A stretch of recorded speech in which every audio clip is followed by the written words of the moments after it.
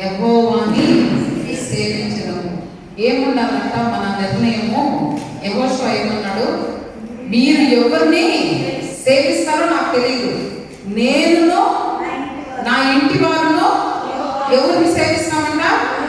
యెహోవాని సేవిస్తాం.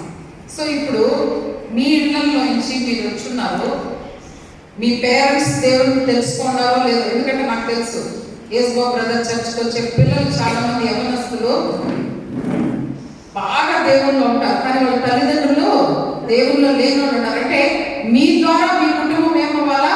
దేవుళ్ళలోకి రావాల్సిన పరిస్థితి. ఒక్కొక్కసారి అమ్మ నాన్న చర్చ్కి వస్తారు, పిల్లలు రారు. ఒక్కొక్కసారి అమ్మ మాత్రం చర్చ్కి వస్తుంటుంది, నాన్న రాడు, పిల్లలు రారు. ఒక్కొక్క ఫ్యామిలీలో ఒక్కొక్క సిచ్యువేషన్ ఉంటుంది. కానీ దేవుడు ఏం ఎక్స్పెక్ట్ చేస్తున్నంటే, నేను నా ఇంటి వారు ఎవరిని సేవించాలా? యెహోవాను. 100% అందరం కలుసుకొని దేవుడిని సేవించాలనేది దేవుని యొక్క ఎక్స్పెక్టేషన్. కానీ మన కుటుంబాలు ఎలా ఉన్నాయంటే, ఒకరు సేవించేవారు, ఒకరు సేవించని వారు, ఒకరు ఒక రకంగా ఉంటే ఒకరు ఇంకొక రకం. అంటే మనలో మనకి చాలా వ్యతిరేకత వచ్చేస్తుంది. మరి వీటికి కారణాలు ఏంటి? కుటుంబంలో ఇలాంటి మనం అనుకున్నాం కదా, ఫైనాన్షియల్ ప్రాబ్లము, మాట వినకపోవడం. ఇవి కాక ఇంకేం ప్రాబ్లమ్స్ వస్తున్నాయి మన కుటుంబంలో? అందరం కలుసుకొని చర్చికి వెళ్ళలేకపోవడం, లేకపోతే అందరం కలిసి ఒకే మాట మీద ఉండలేకపోవడం. కారణం ఏమై ఉంటుంది చెప్పాలి మీరు?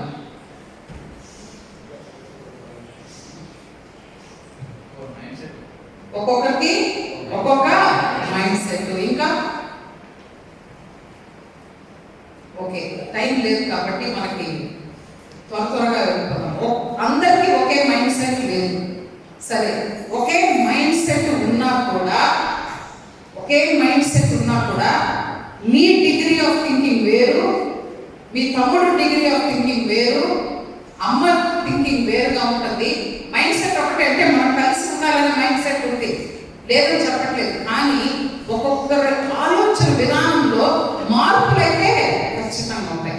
ఎందుకు ఇవన్నీ చెప్తున్నామంటే, మన కుటుంబాల్లో మనకి సంతోషము, సమాధానము, ఐక్యమత్యము ఇవన్నీ లేకుండా పోవడానికి కారణాలు ఏమిటి మనం తెలుసుకున్నట్లయితే, ఖచ్చితంగా వాటన్నిటినీ మనం కవర్ చేసుకుని దేవుల్లో మనము నిలకడగా, ఆశీర్వాదకరంగా, సంతోషకరంగా ఉండగలం. ఒక్కసారి మీరు మత్తయి సువార్త 7వ అధ్యాయము 25వ వాక్యం చదవండి. మత్తయి సువార్త 7:25.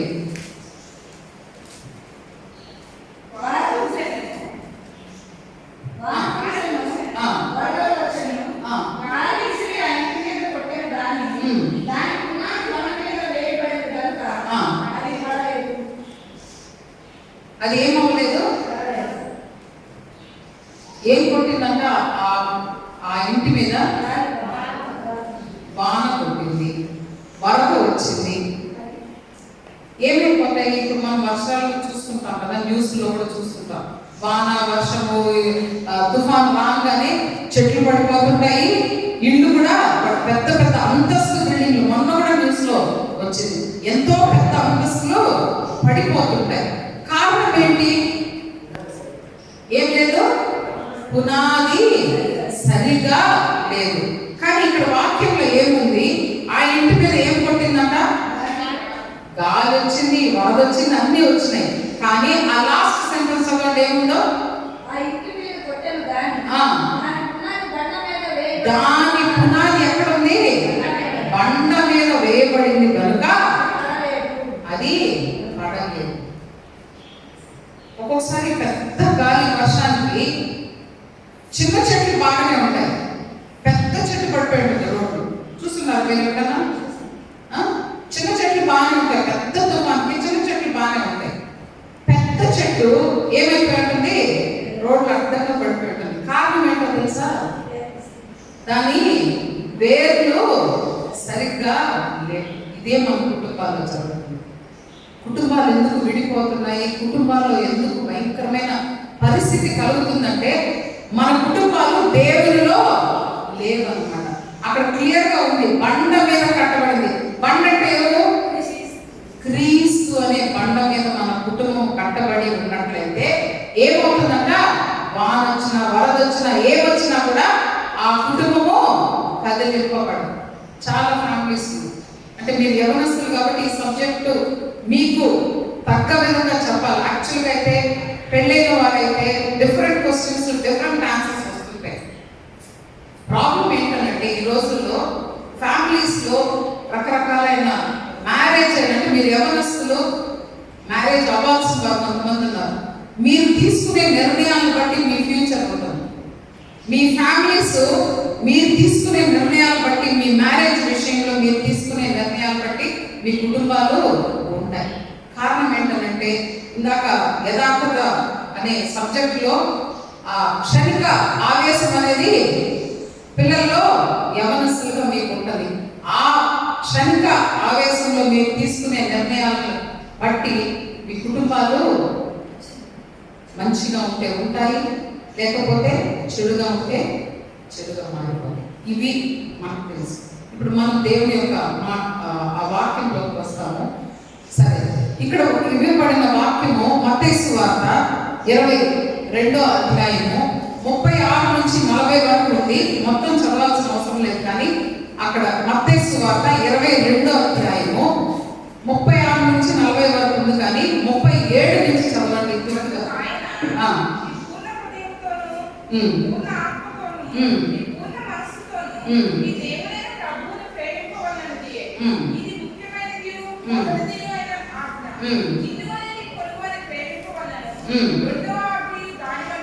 సరే, ఇక్కడ ఆపేస్తాం. ఎన్ని ఆజ్ఞలు ఉన్నాయి ఇక్కడ? 2 ఆజ్ఞలు ఉన్నాయి. మొదటి ఆజ్ఞ ఏంటి? దేవుణ్ణి పూర్ణ హృదయంతో పూర్ణ మనసుతో దేవుని మనము ప్రేమించడం. రెండో ఆజ్ఞ ఏంటి? నిన్ను వలె నీ పొరుగు వారిని ప్రేమించు. నీ పొరుగు వారు ఎవరు? This is my question. నీ పొరుగు వారు ఎవరు చెప్పాలి? పక్కింటి వాళ్ళ? నాకు నువ్వు చూపించావు, పక్కన వాళ్ళిద్దరు చూపించావు. పొరుగు వారంటే మన ఆలోచనలో ఏముంటుందంటే మన పక్కింటి వాళ్ళు. ఎందుకంటే అది ఉంది కదా, పొరుగింటి కులగుర, అది మన మైండ్లోకి ఉంది కాబట్టి పక్కింటి వాళ్ళు అనేది మనం ఫిక్స్ అయిపోయాం. పొరుగు వారు అనంటే ఎవరు తెలుసా? మన అవసరం. ఇంగ్లీష్లో పొరుగు వారు ఏమంటారు? అది ఇంగ్లీష్లో ఏముంది అన్నమాట. ఇక్కడేముంది? ఇదేమిది? నెయిబర్. నెయిబర్ అనగానే మామూలుగా అయితే మనం మీరు చెప్పింది కరెక్టే, పొరుగు వారు అంటే పక్కన ఉన్న వాళ్ళే. కానీ పొరుగు వారు ఎవరు అనంటే, నెయిబర్ ఎవరు అనంటే నా అవసరత కలిగిన వాళ్ళే నా నెయిబర్. ఎవరు చెప్పాలి మీరు? నా అవసరత మీరు చెప్పకూడదండి. నా అవసరత కలిగి ఉన్న వాళ్ళే నా పొరుగు వారు. సరే, నెక్స్ట్ క్వశ్చన్. మీ అవసరత ఎవరు కలిగి ఉంటుంది? చెప్పాలి. క్విక్గా, టైం లేదు. ఇవన్నీ 1 అవర్ మీద తీసుకునే సెషన్స్ మనం త్వరగా తీసుకోవాల్సి వస్తుంది. మీ అవసరం ఎవరికి ఉంటుంది? ఎవరికి? చెప్పు, గట్టిగా చెప్పు. ఇంట్లో వాళ్ళకి ఖచ్చితంగా నా అవసరం ముందు నా ఇంట్లో వాళ్ళకే ఉంటుంది. అప్పుడు నా నైబర్స్ ఎవరు? నా పొరుగు వారు ఎవరు?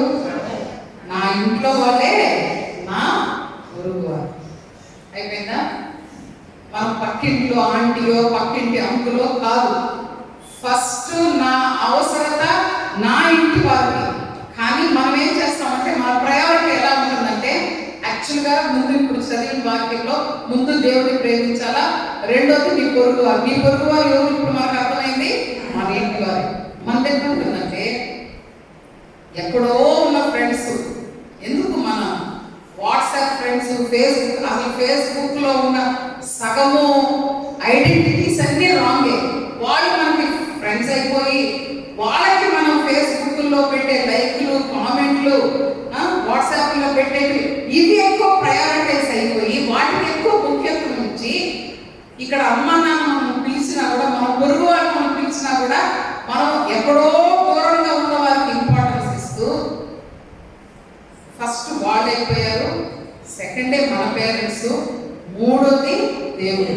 ఎందుకంటే ఆయన మనకి ఎప్పుడు అవసరమో, పరీక్షలప్పుడు అవసరము, మనకు డబ్బులు అయితే అవసరము, అప్పుడు ఉద్యోగాలకు అవసరము, పెళ్ళిళ్ళప్పుడు అవసరం. మన అవసరత ఎవరుందో వారికి మన అంటే మనం ముందుగా ఎవరిని ప్రేమించాలో, దేవుడిని ప్రేమించాలా. రెండోది మనం ఎవరిని ప్రేమించాలంటే మన పొరుగు వారైన మన కుటుంబస్తుల ముందు మనము ప్రేమించాలి. ప్రేమిస్తున్నామా? మీరు చెప్పాలి. ప్రేమిస్తున్నామా మన కుటుంబాన్ని? నేను నా కుటుంబాన్ని 100% ప్రేమిస్తున్నాను. మా అమ్మని నాన్ని 100% ప్రేమిస్తున్నాను. నేను వాళ్ళని ఏమి అనను, మనసులో కూడా తిప్పుకోరు అనేవాళ్ళు నా చెప్పిపోయి. No sir, I don't accept it. నువ్వు నాకే చెప్తా. You love, no doubt in that. నువ్వు 100% you are loving your parents. కానీ మేము చెప్పినట్టు అన్నీ నువ్వు on the first phase accept చేయగలవా? అది నా క్వశ్చన్. ఎందుకు ఇవి అడుగుతున్నానంటే, మన కుటుంబాన్ని మనం సరిగ్గా ప్రేమించని వారం అయిపోతే ఎలాంటి వారము బైబిల్ చెప్తుంది. 1 తిమోతి పత్రిక 5వ అధ్యాయము 8వ వాక్యం. 1 తిమోతి పత్రిక 5:8. ఒకసారి చదవండి. ఎవడైనను స్వకీయులను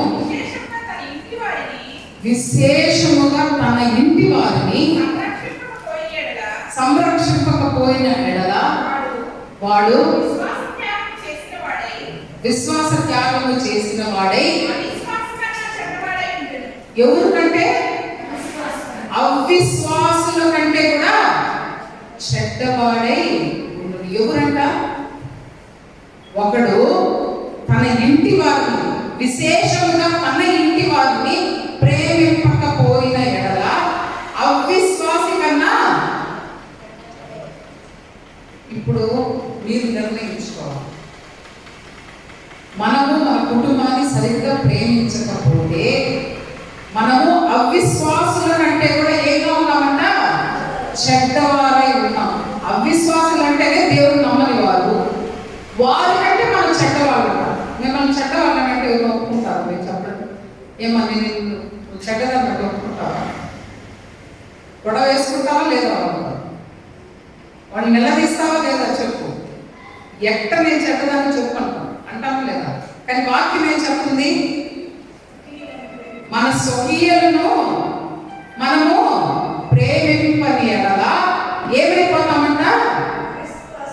అవిశ్వాసుల కన్నా చెడ్డవారై ఉంటాం. ఇప్పుడు దీన్ని బట్టి మీరు నిర్ణయించుకోండి, మీరు మంచివారా చెడ్డవారని. ఇవన్నీ మీకే వదిలేస్తున్నాం. ఇక్కడ ఎవరిని తీర్పు తీర్చడానికో, ఇక్కడ ఎవరిని నువ్వు మంచి చెడ్డ అని చెప్పడానికి కాదు. ఈ సెషన్స్ అన్ని పెట్టినది ఎందుకనంటే మనల్ని మనము సరిదిద్దుకోవడానికి. దేవుడిని ప్రేమించిన మనకి ఫస్ట్ ప్రయారిటీ దేవుడు, సెకండ్ ప్రయారిటీ మన కుటుంబంగా ఉండాలి. కానీ మనం అది చేయడం లేదనేది దేవుని యొక్క వాక్యం మనల్ని హెచ్చరిస్తుంది. ఎందుకంటే దేవుడు మన కుటుంబాన్ని ఇంత ప్రాధాన్యత ఎందుకు ఇస్తున్నాడంటే, దేవుడు మన కుటుంబాన్ని ఎలా ఇచ్చున్నాడు తెలుసా? ఇది ఫస్ట్ ఇది చదవండి. A gift from God. First అదొకటి చదవండి, తర్వాత వెళ్దాం. A gift from God. Gift అంటే అర్థం ఏంటి? బహుమతి. మీకు మీ బర్త్డేకి ఉన్న బహుమతి ఇచ్చారనుకోండి, దాన్ని మరి క్లోజ్ ఫ్రెండ్ మీకు బహుమతి ఇచ్చారు, మీరేం చేస్తారు?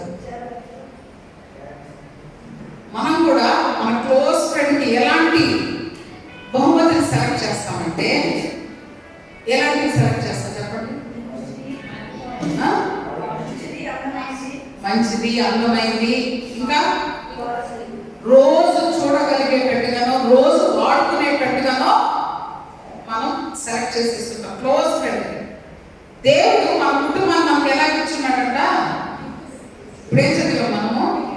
Gift from God. అంటే దేవుడు మన కుటుంబాన్ని మనకి ఏంగా ఇచ్చున్నాడు? ఒక బహుమతిగా ఇచ్చున్నాడు. ఇప్పుడు మీరు ఫ్రెండ్ ఇచ్చే గిఫ్ట్ ని అంత జాగ్రత్తగా, అంత పదిలంగా చూసుకున్నప్పుడు దేవుడు మన కుటుంబాన్ని మనకి ఇచ్చినప్పుడు మన కుటుంబాన్ని మనం ఎంత ప్రేమించాలి? అవునా కాదు?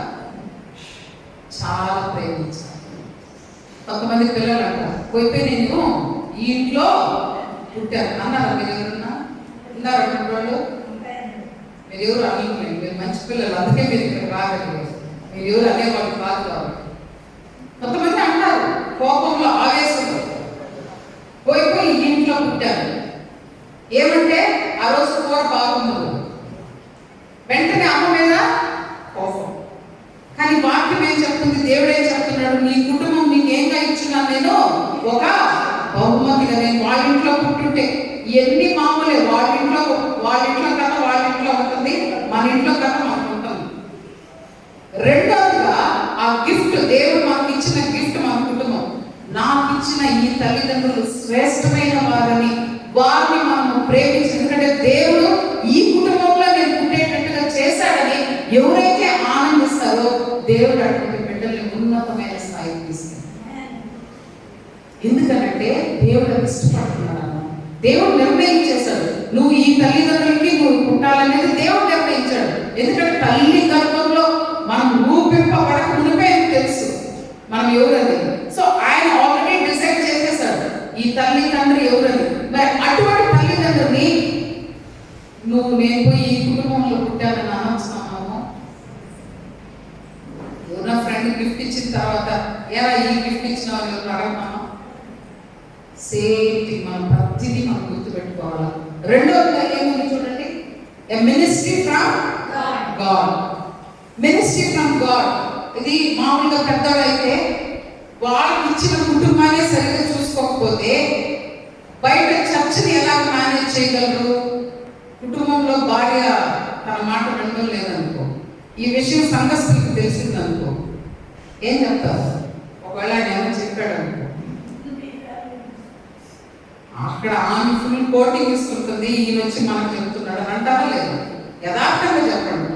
ఇప్పుడు మనం అన్ని ఉన్న నిజాలని, సత్యమైన మాటలు మనము తెలుసుకుంటున్నాం.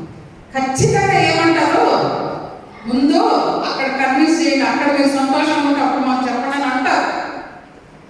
ఇప్పుడు దేవుడు మీకు యవనస్తులకి చెప్తున్న మాట ఏంటంటే, it is ministry from God అంటే, మీరు కుటుంబంలో మీ కరెక్ట్గా తల్లితో ఎలా ఉండాలా, తండ్రితో ఎలా ఉండాలా, నువ్వు చేయాల్సినటువంటి నువ్వు కరెక్ట్గా ఎలా చేస్తావో ఇవన్నీ దేవుడు చూస్తున్నాడు. ఎందుకంటే God has given you that responsibility.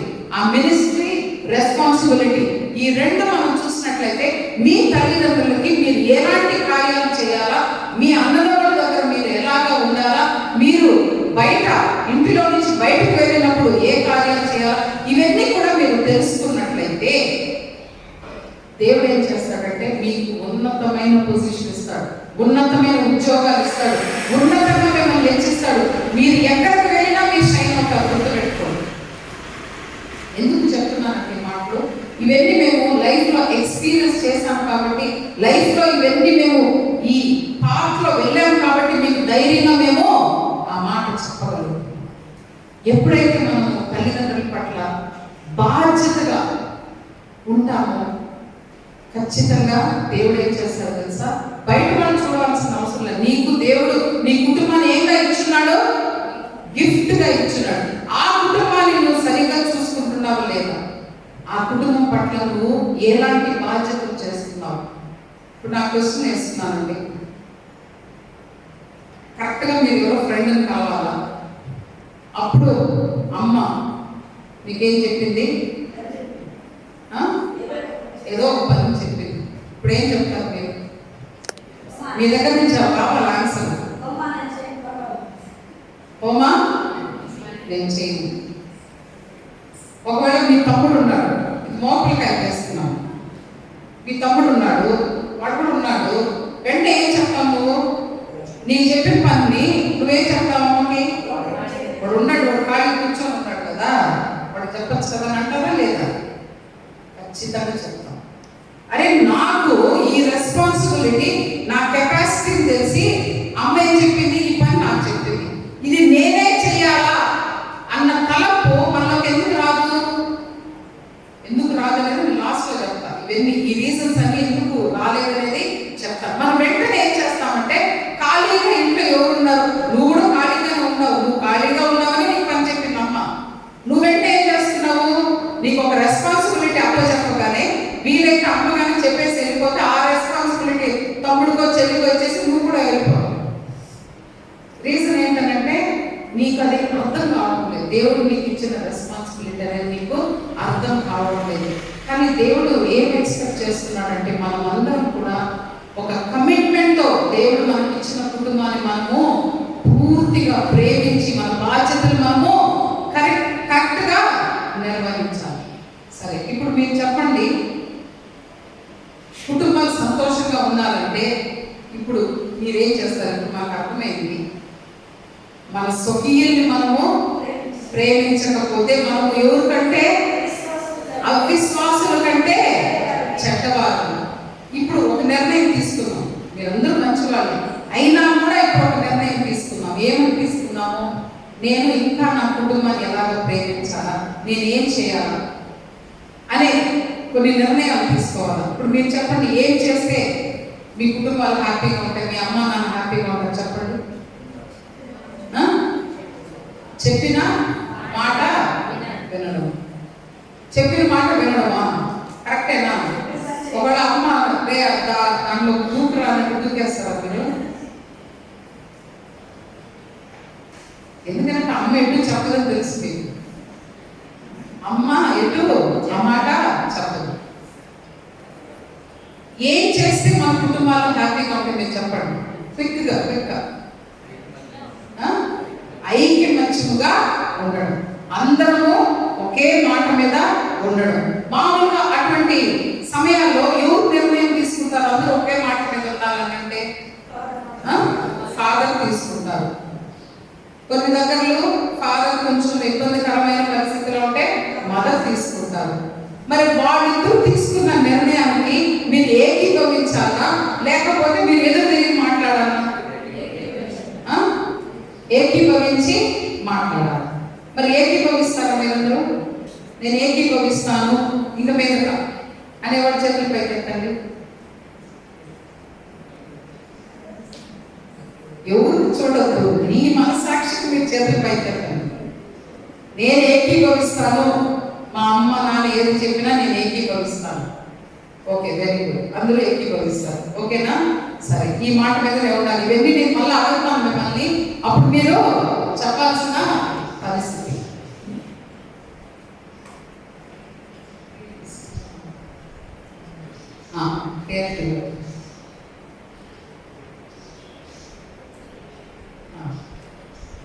మన కుటుంబాన్ని మనం ఎలాగో చూసుకోవాలంటే, అమ్మను నాన్నని అంటే ఎందుకు చెప్తున్నానంటే, నాకు ఫస్ట్ ఒక క్వశ్చన్ అడిగాను, కుటుంబం అంటే ఏంటని అడిగాను. కానీ మనం చెప్పిన నిర్వచనం కాదు. కుటుంబం అంటే ఏమో తెలుసా?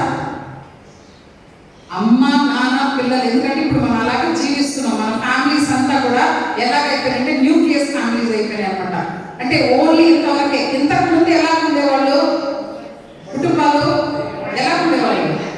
Joint families. జాయింట్ ఫ్యామిలీస్ లో అమ్మమ్మ, నానమ్మ, తాతయ్య, అత్తలు, మామూలు అందరూ కలుసుకొని పాత ఇంటి, మీరు పాత సినిమాల్లో చూస్తుంటారు కదా, రియాలిటీలో చూడకపోయినా పాత సినిమాల్లో చూస్తుంటారు కదా మీరు. ఎలా ఉంటాయి ఆ హౌసెస్ కూడా? చాలా పెద్దవి, విశాలంగా ఉంటాయి. అందరూ దాంట్లో ఉండేవాళ్ళు. మరి అంతమంది ఐకమత్యంగా ఉన్నారా లేదా? కానీ ఈ రోజుల్లో మనం ఎందుకు ఉండలేకపోతున్నాము అంటే, మనుషులకు మైండ్ సెట్ అంతా కూడా మారిపోయింది. దాంతో పాటు మనుషుల్లో ఎలాంటి విభేదాలు వచ్చేసినాయనేది నేను తర్వాత చెప్తాను. మరి ఇప్పుడు మనము ఎలా ఉన్నాము అంటే, దేవుడు మన దగ్గర ఎక్స్పెక్ట్ చేస్తున్నా అంటే, మనమందరం కూడా కేర్ గివర్, మేనేజర్ ఉంది. వాటి ఒకటి ఒకసారి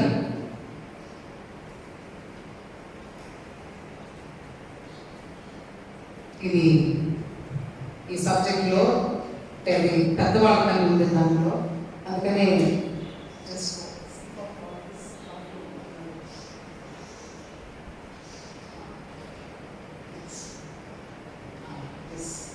ఇప్పుడు కుటుంబము స్ట్రాంగ్ గా ఉండాలి. మన కుటుంబం ఎలా ఉండాలి? ఎంతమంది ఇష్టపడుతున్నారు నా కుటుంబం స్ట్రాంగ్ గా ఉండాలి? ఎంతమంది ఇష్టపడుతున్నారు? లాస్ట్ లో మీరు ఎవరో ఒక ప్రేయర్ చేయాలి దీని గురించి, సరేనా? ఎందుకంటే మన కుటుంబాలు ఇతర కుటుంబాలాగా గొడవలు పడతా సంతోషం లేకుండా ఇబ్బందుల్లో మనం ఉండకూడదు. మనమందరం హ్యాపీగా ఉండాలి కనుక మనము ఖచ్చితంగా దాని గురించి మనం తెలుసుకొని ప్రార్థన చేయాలా. ఇప్పుడు ఏం ఉండాలంటే మనకందరూ కూడా ఒక స్ట్రాంగ్ కమిట్మెంట్. ఈరోజు మీరు ఏం తీసుకోవాలా? ఒక స్ట్రాంగ్ కమిట్మెంట్. స్ట్రాంగ్ కమిట్మెంట్ అంటే ఏంటి చెప్పాలి మీరు? నిర్ణయం. ఏం నిర్ణయం తీసుకుంటారు? నిర్ణయం తీసుకుంటారు. ఏ నిర్ణయం తీసుకుంటారు? అర్థం బలమైనది. ఎలాంటి నిర్ణయం తీసుకుంటారు? బలమైన నిర్ణయం. ఆ స్ట్రాంగ్ కమిట్మెంట్ ఏంటి? నీ కుటుంబం గురించి నువ్వు ఏం కమిట్మెంట్ ఇస్తున్నావు? ఒకే మాట మీద అందరము నిలబడతాం. ఉంటారా అందరూ? స్ట్రాంగ్ కమిట్మెంట్ తీసుకుంటున్నారా? ఎవరు ఏం చెప్పడం లేదా? ఎందుకు చెప్పితే మళ్ళా దేవుడి సన్నిధిలో చెప్పి ఇంట్లో పోయి మళ్ళీ మనం వేరేదైనా చెప్తే ఇబ్బందులు అనుకుంటున్నారా మీరు? దేవుడి సన్నిధిలో మనం ఒప్పుకుంటే ఒప్పుకున్నట్టే ఉండాలి. దీని తర్వాత అమ్మ నాన్న లేకపోతే పెద్దవాళ్ళ ఇంట్లో ఎవరు ఏది చెప్పినా మీరు ఒప్పుకోవాలి.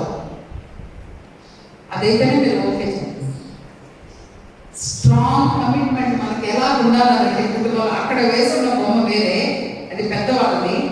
కానీ మీరు కూడా మీ కుటుంబంతో ఎలా ఉండాలా?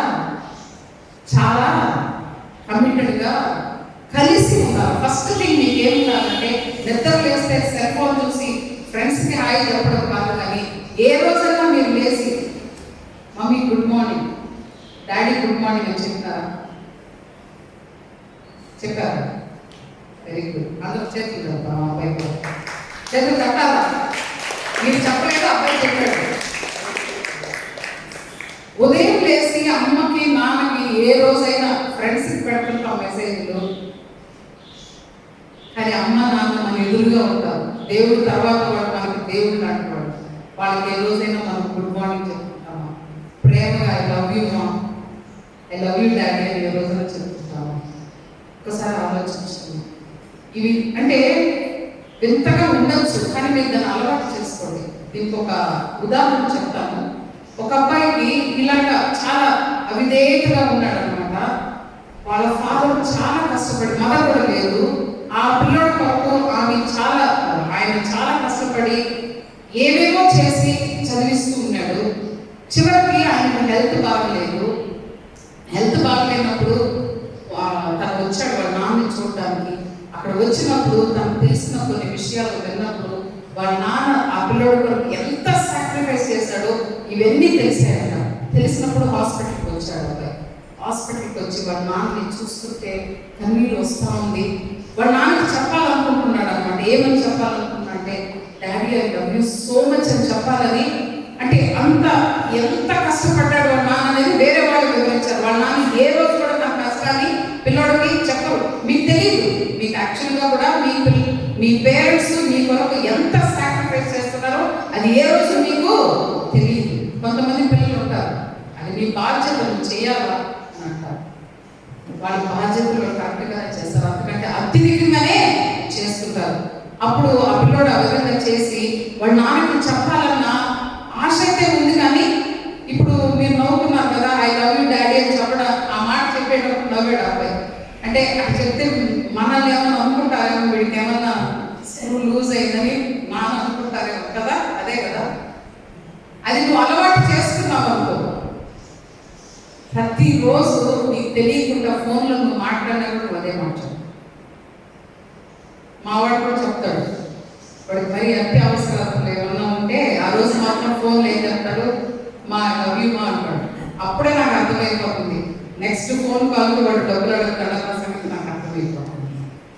ఎందుకు అంటే మనము మన ఫ్యామిలీని ఎలా ప్రేమించాలి, ఒక స్ట్రాంగ్ కమిట్మెంట్. ఒక కమిట్మెంట్ ఈరోజు తీసుకోవాలి మీరు నిర్ణయం. నేను మా అమ్మ నాన్నతో ఇలా ఉంటాననేది మీరు తెలుసుకోకపోతే దేవుడు మిమ్మల్ని ఆశీర్వదించాలంటే ఖచ్చితంగా మీకు కనబడే వాళ్ళని మీరు ఏం చేయాలా? సన్మానించాలి. తల్లిదండ్రులని సన్మానిస్తే ఏమవుతుందంటే మీరు దీర్ఘాయుష్మంతులుగా ఉంటారు. ఎన్నో వాళ్ళకి మనం తెలియకుండా చేస్తున్న పనులు ఒకవైపు, వాళ్ళకి తెలిసి చేస్తున్న పనులు ఒకవైపు, ఇవన్నీ వాళ్ళకి ఏం చేస్తాయంటే గాయాన్ని రేపుతూ ఉంటాయి. ఈ పిల్లల గురించి చెప్పాను కదా, వాడు ఏం చేశాడు, చివరికి వాళ్ళ నాన్నకి చెప్పలేదు. ఆ నైట్ వాళ్ళ నాన్న చనిపోయాడు.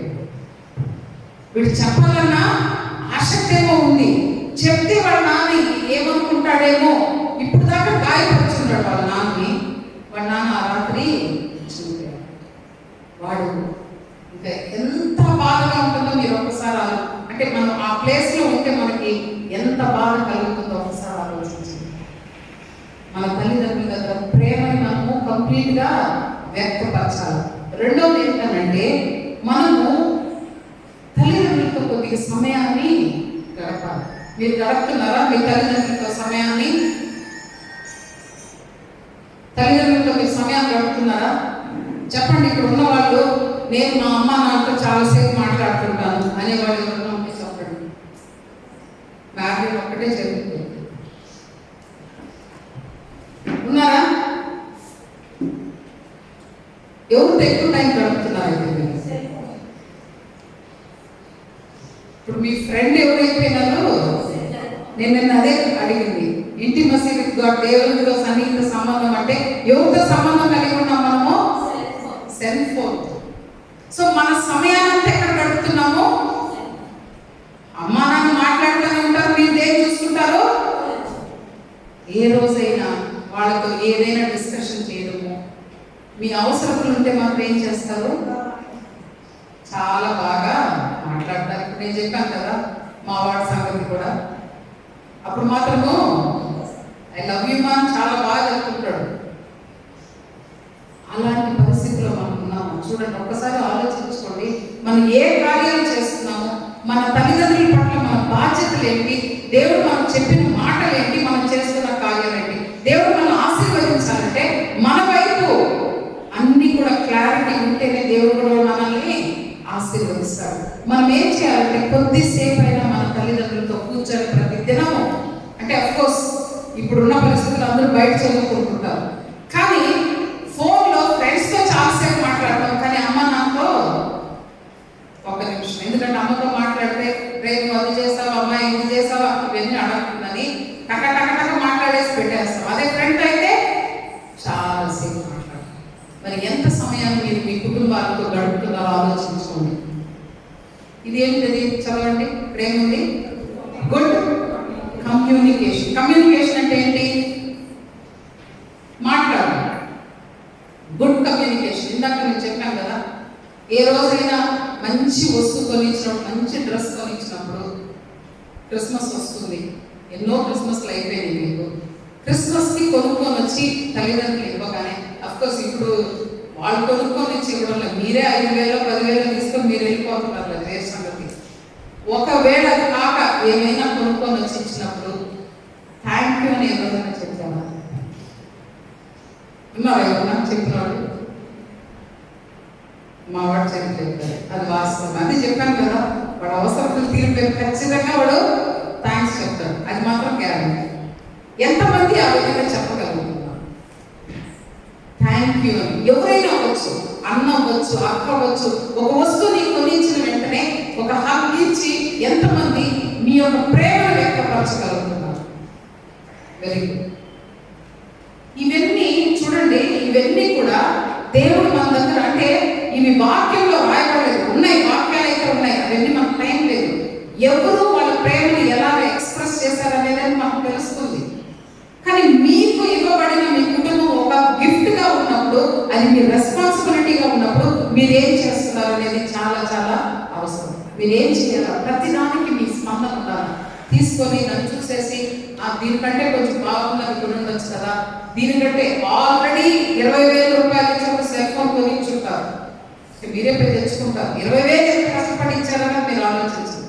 ఇంకొక 5,000 ఇచ్చుంటే నేను నెక్స్ట్ ఆ ఫోన్ కొనుక్కొని ఉంటాను కదా అని మనసులో మీరు అనుకుంటారు.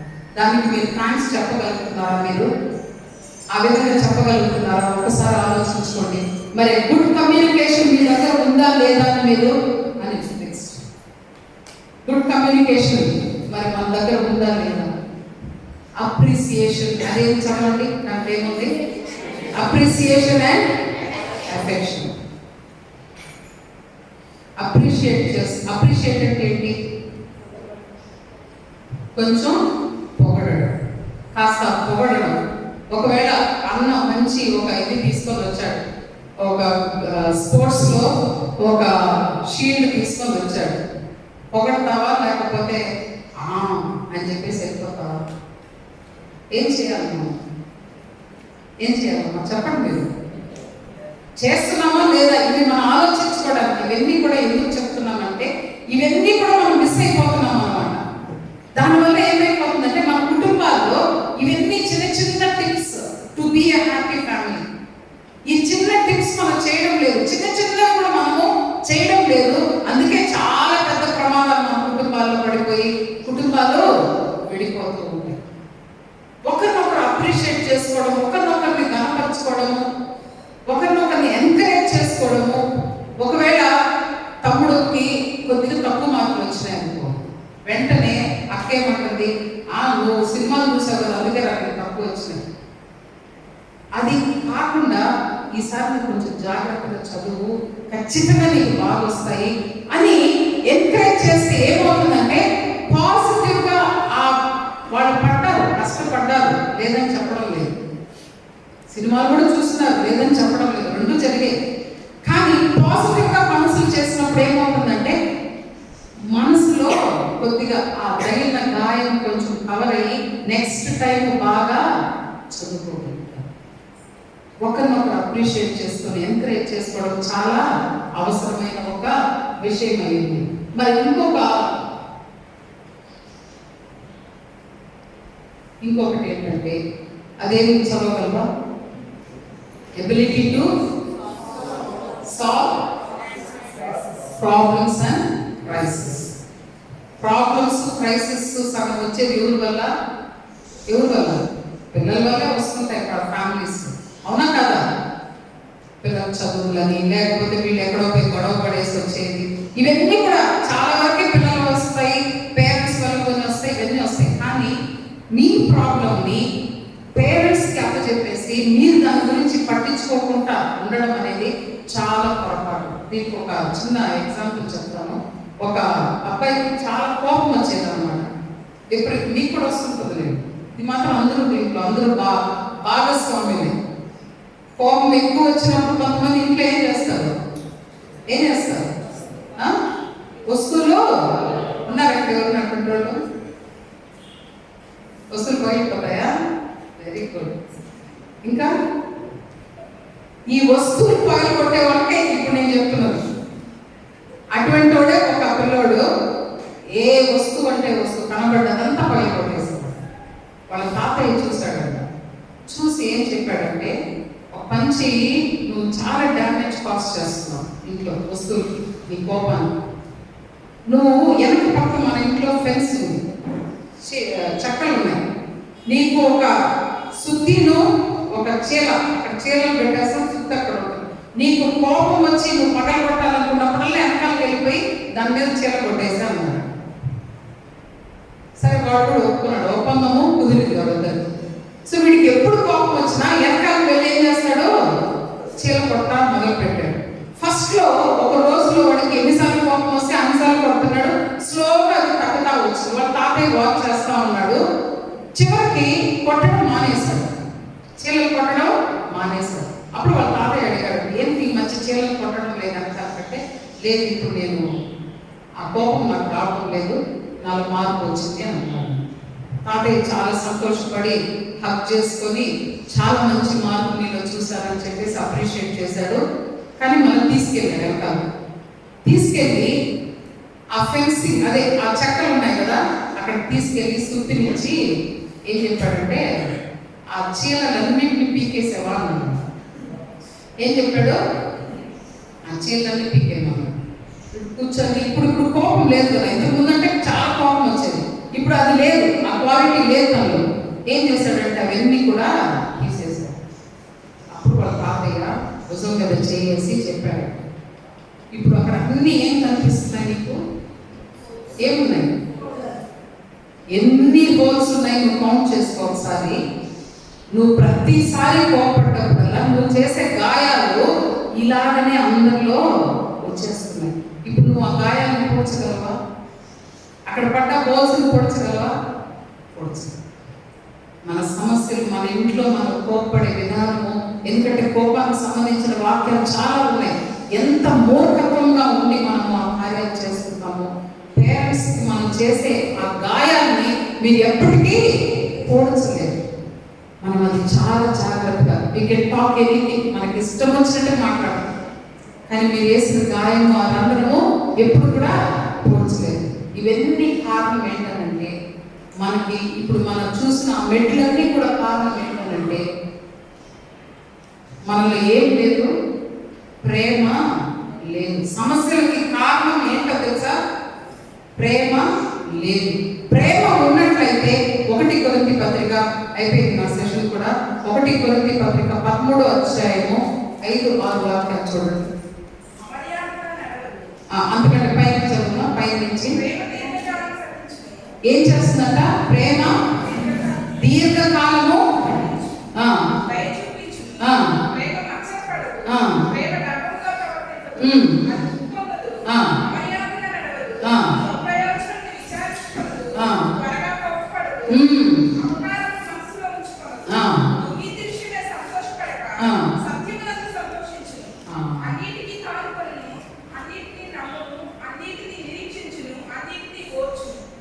ప్రేమ ఎన్ని కార్యాలు చేస్తుందన్న, ఎన్ని ఉన్నాయండి అక్కడ క్వాలిటీస్. ప్రేమకి ఇంత పవర్ ఉందన్నమాట. లోకంలో మీరు చూస్తున్న ప్రేమ కాదు. బాయ్ ఫ్రెండ్ గర్ల్ ఫ్రెండ్కి చెప్పే ఐ లవ్ యూ కాదు. అది ఈ రోజు ఉంటుంది, ఇంకొక రోజు మాయమైపోతుంది. కానీ ఈ ప్రేమ, దేవుడు చెప్పే ఈ ప్రేమ ఎలా ఉందంటే, first it should start from God. దేవుడికి ఆ ప్రేమ మొదలవ్వాలి. రెండోది మన తల్లిదండ్రులతో, మన కుటుంబీకులతో, మన పొరుగు వారైన మన కుటుంబీకులతో అది ప్రారంభమవ్వాలి. ఆ ప్రేమను మాత్రం మీరందరూ కూడా దయచేసి చదవండి. దాంట్లో ఉన్న క్వాలిటీస్ మీకు అర్థమవుతాయి. అంటే అలాంటి ప్రేమ దేవుడు మన దగ్గర ఎదురు చూస్తున్నాడు. ఆ ప్రేమ మనలో ఉన్నట్లయితే ఖచ్చితంగా మనం ఏం చేయము, ఎవరిని కూడా గాయపరచము, అందరితో సంతోషంగా ఉంటాము, అందరితో సమాధానంగా ఉంటాము, అందరితో మనము ఏమవుతామంటే మంచి యాటిట్యూడ్తో మనం చూసిన వాళ్ళంతా కూడా మనం అప్రిషియేట్ చేసేటట్టుగా మన క్వాలిటీస్ ఉంటాయి. మన కుటుంబానికి మనం ప్రాధాన్యత ఇచ్చుకోవాలి. అప్పుడు ఒకవేళ మీ నాన్న అమ్మ దేవుడు నమ్ముకోలేదు, మీరు దేవుని సన్నిధికి వస్తున్నారు అనుకోండి, మీ బిహేవియర్ని చూసి ఏమవుతుందంటే, అరే నా బిడ్డ అక్కడికి పోవడం వల్ల, ప్రార్థన చేసుకోవడం వల్ల, నా బిడ్డ బైబిల్ చదవడం వల్ల ఇంత మార్పు నా బిడ్డలో ఉందనేసి చిన్నగా మిమ్మల్ని వాళ్ళు ఫాలో అయ్యేటట్టుగా వస్తారు. ఇది ఖచ్చితంగా జరుగుతుంది. చాలా కుటుంబాల తల్లిదండ్రులు ఏమైపోయినారు, మారిపోయినారు. ఎందువల్ల? పిల్లల వల్ల తల్లిదండ్రులు మారిపోతున్నారు. మీరు అటువంటి బిడ్డలుగా ఉన్నారు. మీ తల్లిదండ్రులు ఒకళ్ళ దేవుళ్ళు లేదేమో, మీ ప్రవర్తన బట్టి, మీరు చూపే ప్రేమను బట్టి వాళ్ళందరూ ఏమైపోవాలా, మంచి కుటుంబముగా మీరందరూ కూడా దేవుని సన్నిధిలోకి రావాలి. ఒక కుటుంబం అంతా దేవుని సన్నిధిలోకి వస్తే ఆశీర్వాదమా? ఒకరిద్దరు వస్తే ఆశీర్వాదమా? కుటుంబం మొత్తం వస్తే అందరికీ ఆశీర్వాదమే. ఇప్పుడు పెళ్ళికి పోతున్నాము, ఫ్యామిలీ అంతా రమ్మన్నారని చెప్పేసి ఫ్యామిలీ అంతా పోతున్నా. ఎందుకు? అక్కడ మంచి బిర్యానీ ఫ్యామిలీ అంతా తినాలని పోతాం, అవునా లేదా? మరి దేవుడి సన్నిధికి మాత్రము ఒకరిద్దరు వస్తారు, మిగతా వాళ్ళు మరి దేవుడు మన కుటుంబాన్ని ఎలా ఆశీర్వదిస్తారు? ఒక్కసారి ఆలోచించుకుందాం. దేవుడు మనకి ఇచ్చిన కుటుంబానికి మనం ఎలాంటి ప్రాధాన్యత ఇస్తున్నాం? ఈ రోజు నుంచి మనం నిర్ణయం తీసుకోవాలి. ప్రభువా, నా కుటుంబం నువ్వు నాకు ఇచ్చిన ఒక గిఫ్ట్, నాకు ఇచ్చిన ఒక రెస్పాన్సిబిలిటీ, నువ్వు నాకు ఇచ్చినది భరించలేదు, నేను దీన్ని సరిగా చూసుకోవాలన్న మంచి ఆలోచనతో మనం అందరం కూడా ముందుకు వెళ్తాం. మరి ఎవరైనా ఒకరు వచ్చి ప్రార్థన చేయండి. 2 మాటలు. ఈ రోజు నుంచి ఈ నిర్ణయంతో నా కుటుంబాన్ని, మేమందరం కూడా మా కుటుంబాన్ని మేము జాగ్రత్తగా చూసుకుంటామన్న ఒక ప్రార్థన చేయండి. ఎవరో ఒక ముందుకు రండి. మహాపరిషత్తుగా కుటుంబం యొక్క ప్రాధాన్యత ఏంటో ఆయనకి ఏదో గురించి విధానంగా స్తోత్రుతండి. ప్రభావ మా కుటుంబంలో మేము ఎలా నడుచుకోవాలో ప్రభావం నేర్పించిన విధానంగా వందలు ప్రభావం. తెలిసి తెలియక ప్రభావ మా కుటుంబం పట్ల తప్పు చేసిందో క్షమించండి. ఇక నుంచి ఉన్న ప్రభావ మా కుటుంబాన్ని మేము ప్రేమించేవారుగా ఉండడానికి సహాయం ఇచ్చేయాలని నజరేయుడైన యేసుక్రీస్తు అతి పరిశుద్ధ నామములో అడుగుచున్నాము తండ్రి.